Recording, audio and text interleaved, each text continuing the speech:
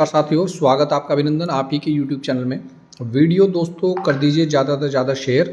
बहुत ही ज़बरदस्त वीडियो लेकर आया हूँ। सबसे पहले जो आपका सवाल था, जी हाँ, इसमें 3-4 बात रखने वाला हूँ। विशेषज्ञ समिति की रिपोर्ट और नियमावली बनने तक दोस्तों हटाया नहीं जाएगा कोई भी उपनल कर्मी। जी हाँ दोस्तों, अभी आपको शायद नहीं पता कि काफ़ी लोगों की सैलरी सही समय से नहीं मिल रही है और कई लोगों को दोस्तों हटा भी दिया गया है।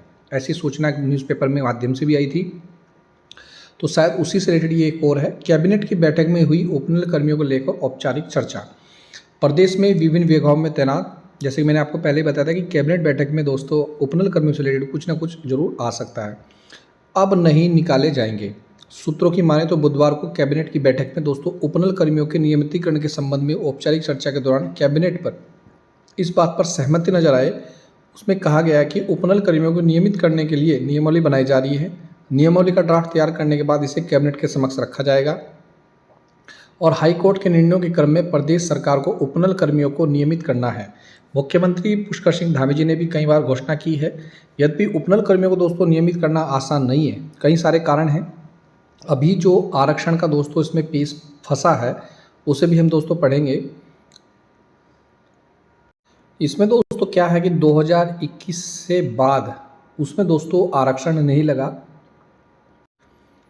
अब देखना होगा दोस्तों कि जब आरक्षण अगर लगेगा, जो आरक्षण पर आए हैं तो उनमें दोस्तों जो नियमावली बनेगी, किस प्रकार से नियमावली बनेगी।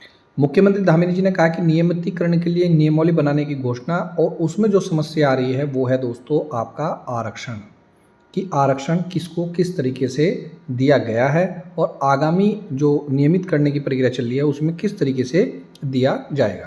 आपको दोस्तों मैं यह भी अवगत करा दूं कि उपनल कर्मी वर्तमान में 21,599 लोग कार्य कर रहे हैं उपनल के जरिए विभिन्न विभागों में नौकरी, जिसमें से दोस्तों 10,911 लोगों को हो चुका है 5 साल का पूरा वक्त पूरा। जी हाँ, और 6,944 कर्मचारियों की सेवा अवधि हो चुकी है 10 वर्ष से अधिक। आपने पूर्व में सुना होगा कि 10 साल की सेवा करने वालों को नियमित किया जा रहा। देखिए दोस्तों, वो सही खबर नहीं है। ऐसा चला जरूर था, लेकिन कहीं भी दोस्तों लिखित रूप में ये नहीं है कि 10 साल वालों को ही नियमित किया जाए, ना ही ऐसा है कि 5 साल वालों को नियमित किया जाए। तो नियमावली कुछ भी हो सकती है। कांग्रेस की काल में 6 से 7 साल वालों को सभी को नियमित करने का आया था, लेकिन उसमें बाद में दोस्तों हाईकोर्ट में उसमें दोस्तों रोक लगी और वो नियमावली आज भी जस की तस बनी हुई है। तो हो सकता है कि 5 साल की सेवा पूरी करने वालों को भी दोस्तों क्या किया जाए, नियमित किया जाए। ऐसा भी हो सकता है, या हो सकता है कि समान कार्य के लिए समान वेतन भी आपको दिया जाए। अब ये समिति कब रिपोर्ट देगी और समिति में क्या हो सकता है वो जानेंगे अभी थोड़ी देर में।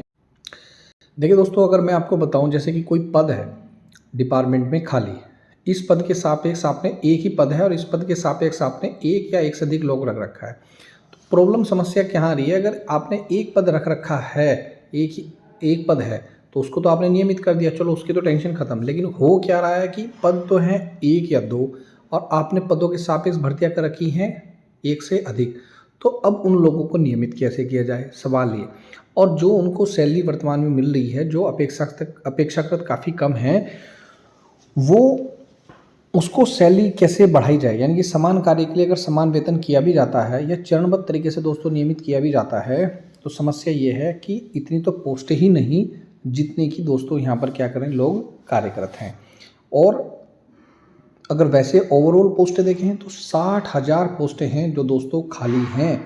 अगर चाहें तो ऐसा नहीं है कि नहीं हो सकता, 20,000 लोग दोस्तों, 20,000 के 20,000 लोग भी नियमित हो सकते हैं। अब सबसे बड़ा सवाल है आखिरकार ये रिपोर्ट कब सबमिट होगी, कब बनेगी नियमितीकरण की नियमावली। और इसमें दोस्तों नियमितीकरण की नियमावली में चुनाव भी हो चुका है कि भाई कौन कौन इस नियमावली में रहेंगे, कौन अधिकारी हैं, कौन अध्यक्ष है, कौन सचिव है। लेकिन जैसे सुनने में आ रहा है कि अब इसमें पेंच फंस गया है आरक्षण का। 2021 तक जिन अब कर्मचारियों को विभिन्न विभागों में तैनाती दी गई उनमें दोस्तों आरक्षण लागू ही नहीं किया गया। समस्या यही हो रही है। अब उपनल अधिकारियों के मुताबिक 2021 में आदेश आया कि आउटसोर्स और संविदा से कार्यरत कर्मचारियों की तैनाती में भी आरक्षण क्या किया जाए, लागू किया जाए। अब देखना होगा दोस्तों, वैसे जहाँ तक हमें लग रहा है कि नवंबर माह से पहले पहले आप लोगों के नियमितीकरण का जो फॉर्मूला है वो आ जाएगा और आप लोग सही समय पर दोस्तों क्या हो जाएंगे, नियमित हो जाएंगे। दोस्तों मैं हमेशा बोलता हूँ ओपनल कर्मियों से रिलेटेड कोई भी जानकारी चाहिए या कोई भी न्यूज़ आती है तो सबसे पहले आपको A to Z ज्ञान यूट्यूब चैनल पर दोस्तों अपडेट करा दिया जाता है। तो फिलहाल की जो सबसे बड़ी खबर यही है कि कोई भी दोस्तों कार्मिक हटाया नहीं जाएगा, साथ ही दोस्तों जल्द ही आपकी नियमितीकरण की फाइल जो हो आगे बढ़ेगी। तो जस्ट वेट एंड वॉच, जैसे भी होगा सबसे पहले आपको अपडेट कर दिया जाएगा। मिलता हूं दोस्तों नेक्स्ट वीडियो में। वीडियो देखने दोस्तों धन्यवाद, और आप लोग भी अपने सुझाव जरूर दीजिएगा कमेंट में। जय हिंद, जय उत्तराखंड।